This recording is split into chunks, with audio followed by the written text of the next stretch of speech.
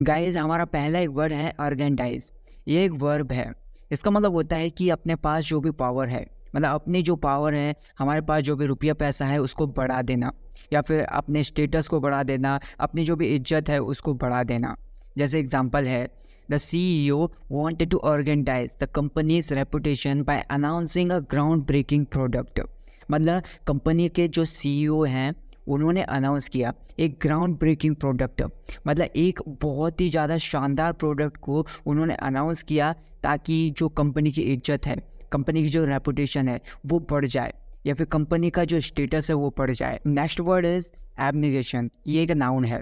इसका मतलब होता है कि एक चीज़ को कॉन्शियस माइंड के साथ त्याग देना, मतलब कॉन्शियस माइंड के साथ या फिर जागरूक माइंड के साथ उसको छोड़ देना।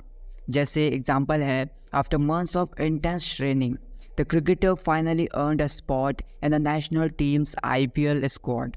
इसका मतलब ये है कि महीनों की बहुत ज़्यादा कड़ी मेहनत करने के बाद क्रिकेटर को फाइनली IPL टीम में जगह मिल गई, उसको एक स्पॉट मिल गया। ब्रॉइगस, ये एक नाउन है।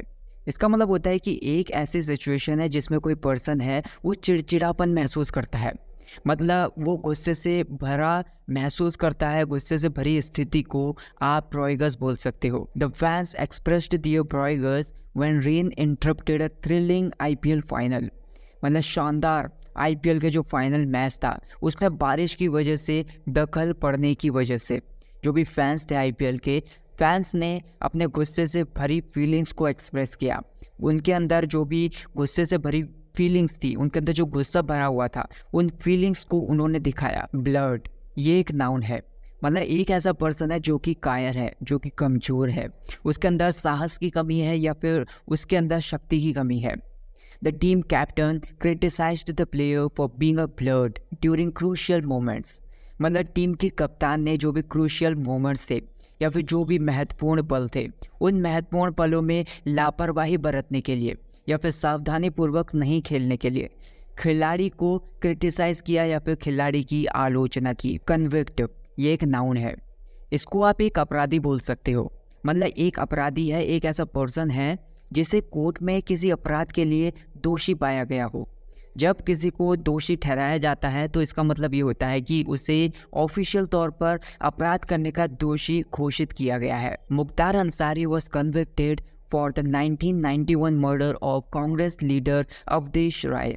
मतलब मुख्तार अंसारी को 1991 में, मतलब 1991 में कांग्रेस जो नेता था अवधेश राय, उनकी हत्या करने का दोषी ठहराया गया था। नेक्स्ट एक फ्रेजल वर्ब है टेक ऑन।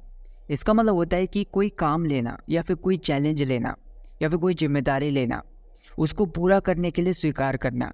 जब हम कोई भी काम लेते हैं या फिर कोई भी जिम्मेदारी लेते हैं तो हम ये कमिटमेंट करते हैं कि हम उसे करेंगे, हम उसे अच्छे से हैंडल करेंगे या फिर हम उसको पूरा करेंगे। Despite the risk, Mahatma Gandhi bravely took on the fight against corruption. मतलब जोखिमों के बावजूद भी महात्मा गांधी ने बहुत ज़्यादा साहसपूर्वक, बहुत ज़्यादा साहस के साथ या फिर बहुत ज़्यादा शक्ति के साथ, बहादुरी के साथ भ्रष्टाचार के खिलाफ लड़ाई लड़ी। किक स्टार्ट, ये एक वर्ब है। मतलब अचानक से किसी को ऊर्जा दे देना, अचानक से किसी को फोर्स लगाकर स्टार्ट कर देना। अगर आप किसी प्रोजेक्ट को स्टार्ट करते हो तो इसका मतलब ये है कि आप उसे इनिशियल पुश देते हो। The new government aims to kick start infrastructure development across the state. मतलब जो भी नई सरकार है उसका लक्ष्य पूरे राज्य में बुनियादी ढांचे के विकास को गति देना है। मतलब उसको एक ऐसा इनिशियल पुश देना है या फिर उसको स्टार्ट करना है। असेलेंट, ये एक नाउन है। मतलब हमलावर को आप असेलेंट बोल सकते हो, मतलब हमला करने वाले इंसान को आप असेलेंट बोल सकते हो।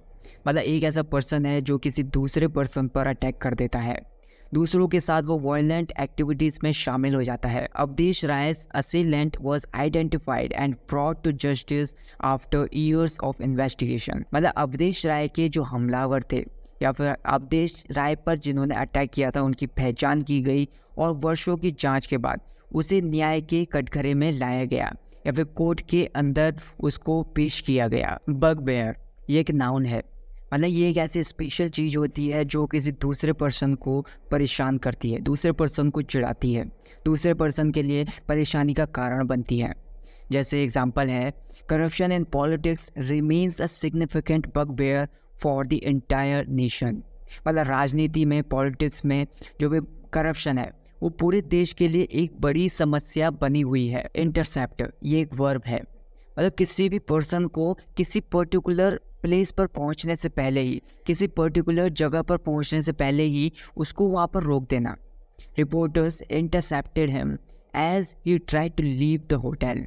मतलब जब वो होटल से बाहर निकलने की कोशिश कर रहा था तो पत्रकारों ने, जो भी रिपोर्टर्स थे, उन्होंने उसे बाहर निकलने से पहले ही रोक लिया। बॉल्स्टर ये एक वर्ब है, मतलब किसी चीज़ को सुधारने में उसका साथ देना, उसको सपोर्ट करना या फिर उसको और ज़्यादा मजबूत बना देना। She tried to bolster my confidence by telling me that I had a special talent. मतलब उसने ये कहकर मेरा जो भी कॉन्फिडेंस था, मेरा जो भी आत्मविश्वास था, उसको बढ़ाने की कोशिश की कि मेरे अंदर एक स्पेशल टैलेंट है, एक विशेष प्रतिभा है। मोर ओवर ये एक एडवर्ब है, मतलब जो कुछ भी कहा गया है उसके अतिरिक्त, या फिर जो कुछ भी कहा गया है उसके अलावा, या फिर जो कुछ भी कहा गया है उसके साथ साथ बोल सकते हो।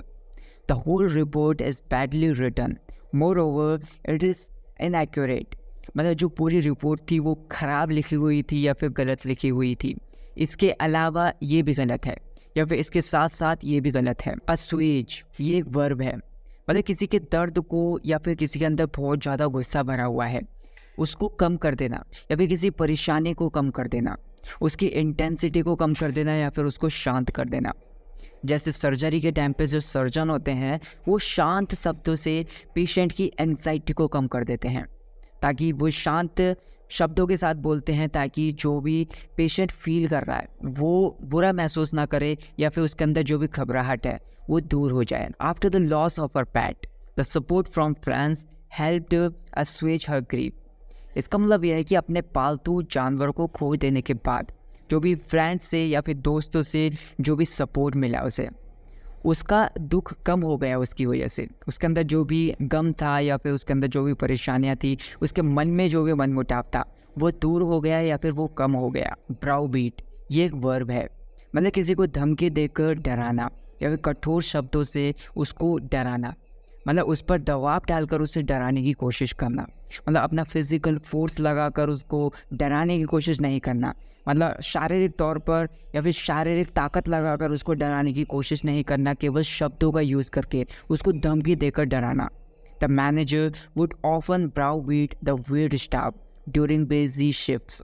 मतलब जो भी बिजी शिफ्ट्स होती हैं उस टाइम में मैनेजर ज़्यादातर वेटर्स को, जो भी वेट करने वाले होते हैं, उनको धमकाता है, या फिर जो मैनेजर होता है वो ऊंचे शब्दों में या फिर शब्दों का यूज़ करके जो वेटर्स होते हैं उनको डराने की कोशिश करता है। इम्पटस ये एक नाउन है, मतलब कुछ है जो दूसरी चीज़ को या फिर दूसरे पर्सन को एक नई एनर्जी दे देता है, दूसरे को प्रेरित कर देने वाली चीज़ है। The BJP's promise of economic growth and development provided the impetus for the victory in the recent elections.